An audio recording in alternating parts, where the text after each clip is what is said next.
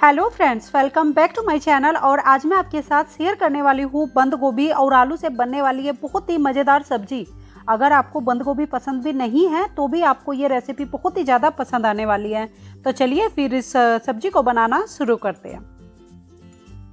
तो इस मज़ेदार मसालेदार सब्जी को बनाने के लिए मैंने ये 6 से 7 छोटे साइज़ के छिले हुए और धुले हुए आलू लिए हैं और साथ ही में एक छोटी पत्ता गोभी को भी मैंने ऐसे बारीक और लंबे पीसेस में कट कर लिया था। पत्ता गोभी को हम बंद गोभी, कैबेज नाम से भी जानते हैं। तो अब इन पत्ता गोभी को यानी कि बंद गोभी को और आलू को हम कुकर में ऐड कर देंगे और साथ ही में हम ऐड करेंगे आधा कप पानी और स्वाद अनुसार नमक। और नमक के साथ ही मैं इसमें ऐड करूंगी आधा चम्मच हल्दी पाउडर। और हल्दी पाउडर डालकर हम सारी चीज़ों को अच्छे से मिक्स कर देंगे और उसके बाद हम कुकर का ढक्कन लगा देंगे और मीडियम फ्लेम पर हम 2 से 3 विसिल आने तक पका लेंगे। हमें इसको जब तक पकाना है जब तक कि आलू अच्छे से ना पक जाए। तो आप देख सकते हो कुकर में विसिल आ गई है। तो अब हम गैस का फ्लेम ऑफ कर देंगे और जब प्रेशर पूरी तरह से रिलीज हो जाएगा तो उसके बाद हम इसको चेक करेंगे। तो अब जब प्रेशर पूरी तरह से रिलीज हो चुका है तो हम कुकर का ढक्कन हटा देंगे और आप देख सकते हो आलू और बंद गोभी दोनों ही अच्छे से पक गई है। तो एक बार हम इसको अच्छे से ऐसे चला देंगे और उसके बाद हम कुकर को साइड में रख देंगे क्योंकि अब हम सब्जी के लिए मसाला तैयार करेंगे। तो मसाला बनाने के लिए ये मैंने एक पैन लिया है और पैन में हम ऐड करेंगे 2 टेबल स्पून तेल और तेल को मीडियम फ्लेम पर अच्छे से गर्म होने देंगे।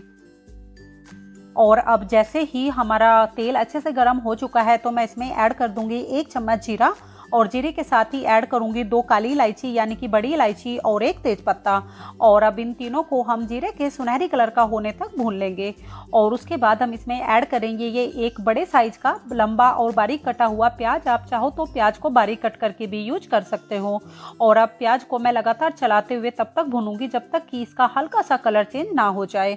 और साथ ही में मैं इसमें ऐड कर रही हूँ ये 3 से 4 लंबी ऐसे स्लाइसिस में कटी हुई हरी मिर्चें।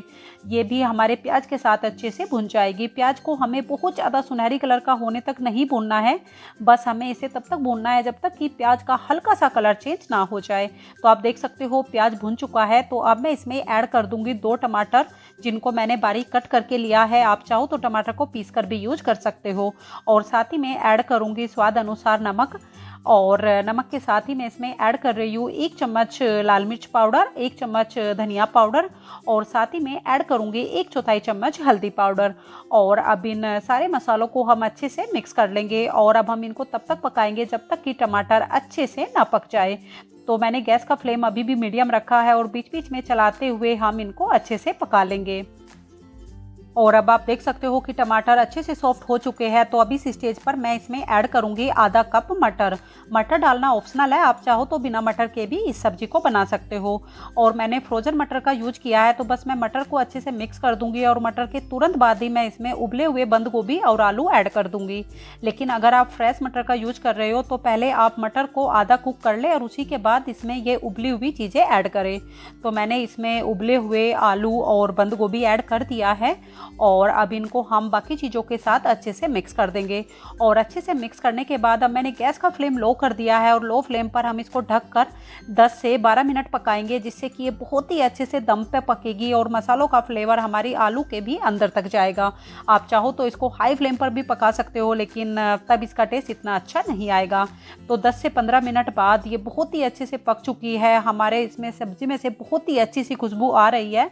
तो बस अब बिल्कुल लास्ट में मैं इसमें ऐड करूंगी थोड़ा सा बारीक कटा हुआ हरा धनिया और 1 चम्मच गरम मसाला और इनको डालकर हम अच्छे से मिक्स कर देंगे।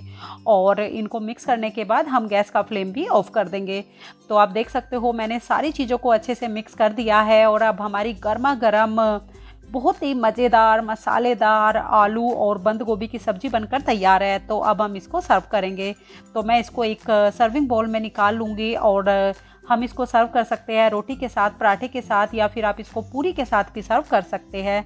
तो आप भी इस सब्ज़ी को बनाइए और आपकी सब्ज़ी कैसी बनती है मुझे ज़रूर बताइएगा।